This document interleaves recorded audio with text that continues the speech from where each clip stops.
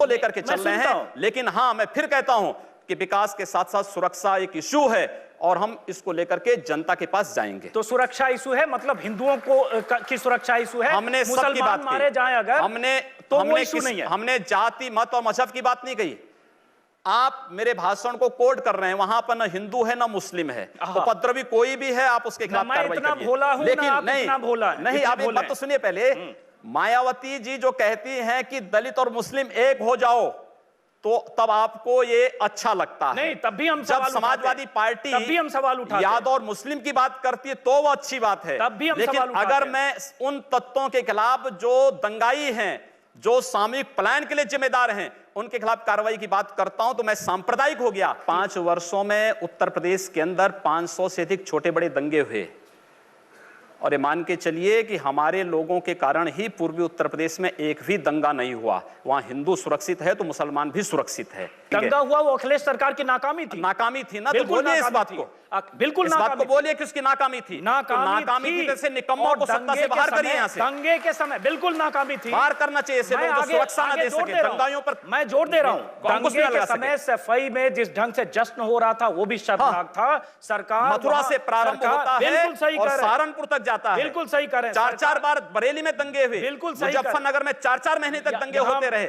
अगर सरकार मुस्तैद होती तो जिस ढंग से दंगे कई दिन तक भड़के, शक्ति का संतुलन हम लोग पूर्वी उत्तर प्रदेश में कर रहे हैं, और आवश्यकता पड़ेगी पश्चिमी उत्तर प्रदेश में वो संतुलन करेंगे, सबको सुरक्षा देंगे, लेकिन दंगाइयों को किसी भी स्थिति में बख्शेंगे नहीं। तो ये आप डरा रहे हैं। डरा नहीं रहा हूं मैं, हम लोगों ने नियंत्रित किया है, बिना सत्ता के बल पे किया है, और आगे भी करेंगे हम लोग। जिस ढंग से आप डरा ये रहे हैं पश्चिमी उत्तर प्रदेश के लोगों को, मैं डरा नहीं रहा हूं, उनको जागरूक कर रहा हूं कि जिस ढंग से पूर्वी उत्तर प्रदेश में गोरखपुर में आपकी हिंदू युवा वाहिनी जिस ढंग से काम गोरखपुर ही नहीं, हम लोगों ने आजमगढ़ को भी नियंत्रित किया है। अगर जरूरत पड़ी, आजमगढ़ से सब लोग डरते थे, अब आजमगढ़ में हर व्यक्ति जा सकता है। अब आजमगढ़ में जाने में किसी को संकोच नहीं, और ये मान के चलिए किसी ने किया तो हिंदू वाहिनी जैसे संगठनों ने किया है, और आगे भी हम लोग करेंगे, रोकेंगे।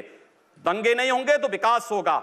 और पश्चिमी उत्तर प्रदेश में विकास इसलिए थमा है क्योंकि पश्चिमी उत्तर प्रदेश में लगातार दंगों ने जनजीवन को प्रभावित किया है, आम नागरिकों के सामने सुरक्षा का गंभीर संकट खड़ा किया है, और उत्तर प्रदेश में सपा बसपा ये दोनों सरकारें उन दंगाइयों को लखनऊ में लाकर के सम्मानित करते थे। स्टेट प्लेन का दुरुपयोग होता था, इन दंगाइयों को लाकर के सम्मानित किया जाता था। भारतीय जनता पार्टी आएगी, ऐसे दंगाइयों से सख्ती के साथ निपटने का कार्य करेगी। योगी जी, मैं ये पूछ रहा हूं, ऐसे दंगाइयों से सख्ती से सरकार निपटे, अच्छी बात है, सरकार की ड्यूटी होती है, सरकार की जिम्मेदारी है कि निपटे, लेकिन क्या ऐसे दंगाइयों से, अगर दंगा ऐसे होता है तो योगी आदित्यनाथ की हिंदू युवा वाहिनी या योगी आदित्यनाथ के कार्यकर्ता निपटे? ये तो फिर अराजक स्थिति होगी। देखिए, जब सरकारें निकम्मी हो जाएंगी, एक भी उदाहरण आप नहीं दे सकते जहां पर किसी हिंदू संगठन ने दंगा किया हो या अपने स्तर पर कोई कानून अपने हाथों में लिया हो।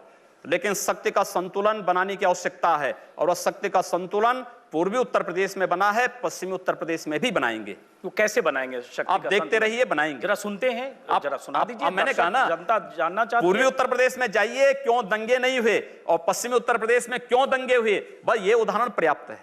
पश्चिमी उत्तर प्रदेश में क्यों दंगे हुए, मैं जरा समझना चाहता हूं, जरा समझा दीजिए। वहां जब दंगे हुए मुजफ्फरनगर में, उसमें हर दल के नेता थे जो पर्दे के पीछे कहीं न कहीं उकसावे की राजनीति कर रहे थे, चाहे कांग्रेस के इमरान नसूर, देखिए ये तो बात, चाहे नेता तो बाद में आया, चाहे बीजेपी के हो, नेताओं के नाम मैं बता सकता हूं, नेता बाद में आए हैं, के पीछे उकसा रहे थे, वहां नेता बाद में आए हैं। कार्यकर्ता आपको नहीं मालूम कि जब पहली बार उन 2 बालकों की हत्या होती है, बिल्कुल सब मालूम है, हत्या होती है, उत्तर प्रदेश सरकार के एक मंत्री के द्वारा उन हत्यारों को पुलिस स्टेशन से छुड़वाया जाता है, और फिर वहां पर एक वर्ग विशेष के लोगों को खुली छूट दी जाती है दंगा करने की, और स्वाभाविक रूप से दंगा होगा, एक पक्षीय मार शुरू होगी तो दूसरा पक्ष हाथ पे हाथ धरा हुआ बैठे नहीं बैठ सकता। चलिए, वो काम सरकार का है। लगातार हुए। आपके इल्जाम में आंशिक या पूर्णतः सत्यता है, इसकी जांच सरकार का जिम्मा है, और ये सवाल उठे हैं। आपने जिन मंत्री का नाम नहीं लिया, लेकिन हाँ, ऐसे सवाल उठे हैं। लेकिन सवाल उठता है, ऐसे हालात अगर कहीं बनते हैं, उससे निपटने की जिम्मेदारी, मैं फिर कह रहा हूं, सरकार की है। जब सरकारें निकम्मा हो जाएंगी, योगी आदित्यनाथ जनता को खड़ा होने का अधिकार नहीं होनी चाहिए। जनता को खड़ा होने का अधिकार है, अपनी सुरक्षा के लिए जनता को भी खड़ा होने का अधिकार है। सरकारें निकम्मी हो जाएंगी तो इसका मतलब आप जनता को उकसा रहे हैं? उकसा नहीं रहा हूं, अपनी सुरक्षा के लिए उनको सावधान कर रहा हूं, जागरूक कर रहा हूं। यही इसी बात को कहते हैं कि गर्व से कहिए हम हिंदुस्तानी हैं। आपके कहने से नहीं बोलेंगे, हम लोगों की आत्मा कहती है।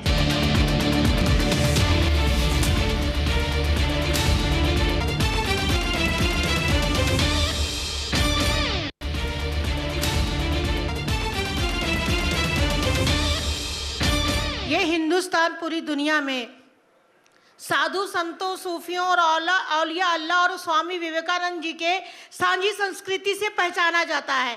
क्या आप स्वामी विवेकानंद जी के आचरणों और आदर्शों पर अगर उतरे तो मैं समझती हूँ ज़्यादा आप लोकप्रिय होंगे। और इस देश को कोई भी समुदाय, ना तालिबानी, ना उसामा और ना ही किसी पाकिस्तान का झंडा उठाता है। ये एक साजिश के तहत नफरत फैलाई जाती है। अगर इस देश में बहादुर शाह जफर और वीर अब्दुल हमीद और अशफाक उल्लाह और भगत सिंह और सुभाष चंद्र बोस जैसे लोगों की तरह से आपके विचार हो तो हम समझते हैं कि सभी समुदाय के लोगों को देशभक्ति का सफाई नहीं देनी पड़ेगी। आप लोग सिर्फ देशभक्ति नहीं है, पूरा देशभक्त है। बात सुनिए, स्वामी विवेकानंद जी ने कहा था कि गर्व से कहो हम हिंदू हैं। तो हम तो स्वामी विवेकानंद के ही उन वचनों को आत्मसात कर रहे हैं जो उन्होंने कहा कि गर्व से कहो हम हिंदू हैं। हम भी कहते हैं, हम गर्व से कहते हैं हम हिंदुस्तानी हैं। बस यही बोलिए ना, यही बोलिए, यही बोलिए। हम लोग यही इसी बात को कहते हैं कि गर्व से कहिए हम हिंदुस्तानी हैं। आपके कहने से नहीं बोलेंगे, हम लोगों की आत्मा कहती है, इसीलिए कह रहे हैं। दबाव से नहीं तो यही तो स्वामी विवेकानंद ने कहा कि गर्व से कहो हम हिंदू हैं। और अगर वही बात मैं कह रहा हूं तो इसमें बुरा मानने की बात कौन सी? योगी जी, वो मुसलमान जो हिंदुस्तान में रुके बंटवारे के बाद 1947 के बाद, वो डेमोक्रेटिक सेटअप में रहना चाहते थे, वो नहीं रहना चाहते थे इस्लामी सेटअप में। और उन्हें अपने राष्ट्रवादी होने पर बहुत गर्व है। और हमें किसी से सर्टिफिकेट की क्या जरूरत? हम तो रुके अपने इस डेमोक्रेटिक सेटअप में और हम चाहते हैं कि हिंदुस्तान आगे बढ़े, हमारा भारत आगे बढ़े। तो उसमें बांट के तो आप भारत को पीछे ले जाना चाहते हैं। आप बहन जी बहुत अच्छी बात कह रहे हैं और मुस्लिम है। अपने मौलाना और मौलियों को समझा पाते कि 3 तलाक के मुद्दे पर भी इस प्रकार का फतवा जारी करते, बहुत अच्छा होता। मैं क्षमा चाहूंगी, मुस्लिम औरतों के तलाक का मुद्दा आपका मुद्दा नहीं है, ये हम लोगों का मुद्दा है, देश का मुद्दा है। आप पूरे देश की महिलाओं, देश का मुद्दा है। आप पूरे देश की महिलाओं के आरक्षण की बात करिए, उनको राज्यसभा में, विधानसभा में अरे वो मिल ही जाएगा, विवेकानंद जी वो ने तो कहा मिल ही था, जाएगा। मुझे दुख होता है कि लोग धर्म को व्यापार बना रखा है। जिस तरह व्यापारी अपने लाभ और हानि के लिए लड़ता है, इसी तरह धर्माचार अपने प्रचार के लिए लाभ और हानि में लड़ते हैं। ये जो है ये व्यापार नहीं है। मुल्ला और मौलियों को समझाइए कि 3 तलाक के मुद्दे पर फतवा जारी करें और एक बड़ी मुस्लिम आबादी को न्याय दें। आप इस तरह के इश्यूज ना उठाइए मेहरबानी से। ये वो वक्त आ गया है कि आप देखें कि मुसलमान, औरतों का क्या मुद्दा, मुसलमान खुद मर्द भी एजुकेशन में कितने पीछे है। ये बात उन दलों को समझानी चाहिए जो मुसलमानों को केवल आजादी के बाद वोट बैंक बना करके रख दिए हैं। योगी जी से मैं सहमत हूं कि आप जो सवाल इनको कह रही हैं, ये उठाएं मुसलमानों की गरीबी, गुर्बत और इसकी बात, वहां जो पार्टियां जो मुसलमानों को सदियों से, दशकों से वोट बैंक समझती है, वो पार्टियां भी वहां मुसलमानों के सिर्फ वोट बैंक समझती है, उनके विकास की बात कम करती है। चुनाव में रमजान के मौके पर, ईद के मौके पर टोपी लगाकर मुसलमानों के साथ तस्वीरें खिंचवाते नेता भी मुसलमानों का भला नहीं करते हैं।